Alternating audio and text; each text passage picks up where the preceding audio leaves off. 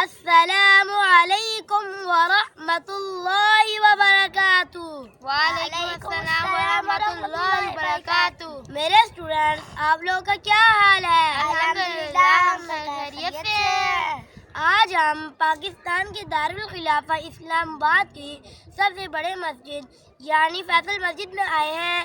آپ کو بیگ میں نظر آ رہی ہوگی، اس کی ایک لمبی تاریخ ہے، لیکن ہم اس پر نہیں جاتے ہیں۔ حافظ صاحب، آج کی کلاس میں ہم کیا پڑھیں گے؟ آج کی کلاس میں ہم صلح حدیبیہ کے بارے میں پڑھیں گے۔ حافظ صاحب، صلح حدیبیہ کس سے کہتے ہیں؟ ریفا بھائی، میں بتاتا ہوں۔ مکہ سے 9 منزل کے فاصلے پہ ایک کنواں ہے جسے حدیبیہ کے نام سے مشہور ہے۔ مارچ میں 628 عیسوی کو مکہ کے مشرکین اور مدینہ کے مسلمانوں کے درمیان ایک معاہدہ ہوا تھا، اسے صلح حدیبیہ کہتے ہیں، جس میں مسلمانوں کی طرف سے سرکار دو جہاں محمد مصطفیٰ صلی اللہ علیہ وسلم تھے اور کافروں کی طرف سے سہیل ابن عمر تھے۔ اس معاہدے کی وجہ یہ تھی کہ سن 6 ہجری 628 عیسوی کو پیغمبر صلی اللہ علیہ وسلم اپنے ساتھ 1400 مسلمانوں کو مدینہ سے مکہ عمرے کی نیت سے جا رہے تھے۔ عرب کے رواج ہے کہ غیر مسلح افراد کو، چاہے وہ کوئی دشمن ہی نہ ہو، اسے مکہ کی زیارت کرنی دی جاتی ہے۔ یہی وجہ تھی کہ مسلمان غیر مسلح تھے۔ عرب کے رواج کے خلاف مشرکین مکہ حضرت خالد ابن ولید رضی اللہ تعالیٰ عنہ، جو ابھی تک مسلمان نہیں ہوئے تھے، ان کی قیادت میں 200 مسلح افراد نے پیغمبر صلی اللہ علیہ وسلم کو اور مسلمانوں کو مکہ کے باہر حدیبیہ کے مقام پر روک دیا۔ پیغمبر صلی اللہ علیہ وسلم نے حضرت عثمان غنی رضی اللہ تعالیٰ عنہ کو مکہ میں سفیر بنا کر بھیجا، لیکن کفار نے انہیں روک دیا اور حضرت عثمان غنی رضی اللہ تعالیٰ عنہ کے واپس آنے میں تاخیر ہو گئی۔ پھر پیغمبر صلی اللہ علیہ وسلم نے صحابہ کرام سے بیعت لی۔ اس بیعت کو بیعت الرضوان کہتے ہیں۔ اس بیعت میں لوگوں نے پیغمبر صلی اللہ علیہ وسلم کے ساتھ وعدہ کیا تھا کہ وہ مرد دم تک پیغمبر صلی اللہ علیہ وسلم کا ساتھ نہیں چھوڑیں گے۔ کچھ دیر بعد حضرت عثمان غنی رضی اللہ تعالیٰ عنہ واپس آ گئے۔ اس بیعت کی خبر مکہ والوں تک پہنچ گئی اور انہوں نے مسلمانوں کو جنگ کے لیے تیار پایا، تو انہوں نے صلح کا معاہدہ کیا۔ پیغمبر صلی اللہ علیہ وسلم نے مکہ والوں کی شرائط کو قبول کیا۔ مسلمانوں کو مکہ چھوڑے ہوئے 6 سال ہو گئے تھے۔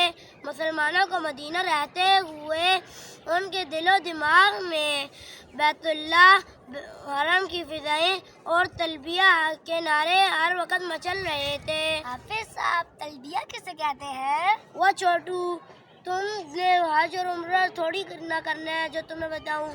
تلبیہ اسے کہتے ہیں، لبیک اللہم لبیک، لبیک لا شریک لک لبیک، ان الحمد والنعمت لک والملک لا شریک لک۔ پیغمبر صلی اللہ علیہ وسلم نے خواب دیکھا تھا کہ پیغمبر صلی اللہ علیہ وسلم اور صحابہ کرام مکہ میں داخل ہوئے تھے اور انہوں نے عمرہ کیا تھا، بعد میں سر منڈوائے تھے اور بعد میں حلق کیا تھا۔ چونکہ انبیاء کرام کے خواب وہی ہوتی ہے۔ پھر پیغمبر صلی اللہ علیہ وسلم اور صحابہ کرام عمرے کے لیے تیار ہو گئے۔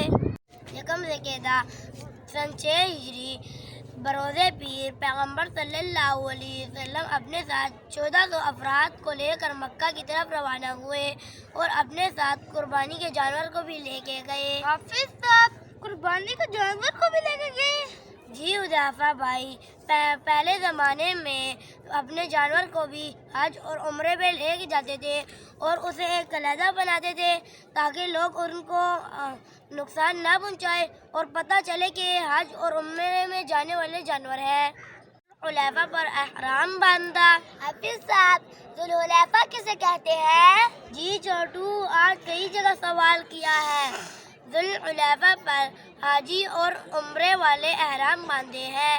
احرام باندھنے کے بعد اپنے جانوروں کو قلادہ یعنی نشانی ڈالی۔ اس صلح کو لکھنے والے کا نام حضرت علی ابن ابی طالب ہے۔ اس صلح تک مسلمان کافی طاقتور ہو گئے تھے، لیکن مسلمان غیر مسلح تھے، اس لیے لوگ چاہتے تھے کہ جنگ ضرور ہوئے۔ مسلمانوں میں سے کچھ لوگ ایسے بھی تھے جن کو ان کے شرائط نہیں پسند تھے۔ مثلا ایک شرط یہ ہے کہ اگر مکہ والوں کے کافروں میں سے کوئی مدینہ آ کے مسلمان ہو جائے تو مدینہ والے اسے واپس مکہ والوں کے حوالہ کریں گے، اور اگر مدینہ والوں کے مسلمانوں میں سے کوئی مکہ آ کے کافر ہو جائے تو مکہ والے اسے مدینہ والوں کو واپس نہیں کریں گے۔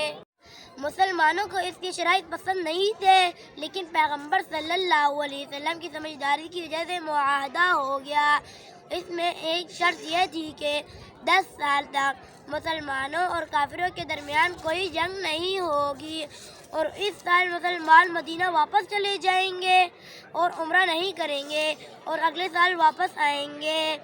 629 عیسوی کو مسلمانوں نے حج کیا اور اس معاہدے کا مسلمانوں کو بہت فائدہ ہوا۔